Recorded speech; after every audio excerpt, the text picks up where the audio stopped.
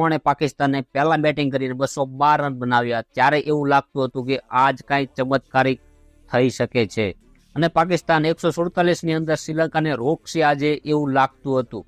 તો 213 નો પીછો કરતા શ્રીલંકા 7-8 ની રન રેટથી શરૂઆત કરી પણ એમની વિકેટ પણ પડવાનું એક ટાઈમ ચાલુ રહ્યું અને રન પણ આવતા જ રહ્યા. 101 રનની અંદર 5 વિકેટ પડી ગઈ હતી. ત્યારે પાકિસ્તાનને થોડીક આશા હતી કે હજી આપણે 147 ની અંદર પતાવી દઈશું શ્રીલંકાની વિકેટો. પણ પછી રત્ના નાયકે અને શાનકાએ શું જબરદસ્ત બેટિંગ કરી.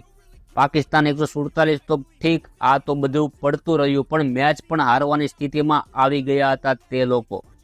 છેલ્લે 10 બોલમાં 38 રન હતા ત્યારે પણ શાનકાએ જબરદસ્ત 4, 6, 6 and 6 એટલા બધા યાર કે છેલ્લે 3 બોલમાં 6 રન અને છેલ્લે તો 2 બોલ ડોટ થઈ ગઈ, નકર ત્યાં તો મેચ ખતમ જ હતી, શ્રીલંકા જીતી જાત. આ રીતે થયો પાકિસ્તાનનો સફર આ વર્લ્ડ કપમાં ખતમ અને શ્રીલંકાનો પણ ખતમ. ન્યુઝીલેન્ડને થયો ફાયદો આ મેચથી અને એ પહોંચી ગયું છે સેમી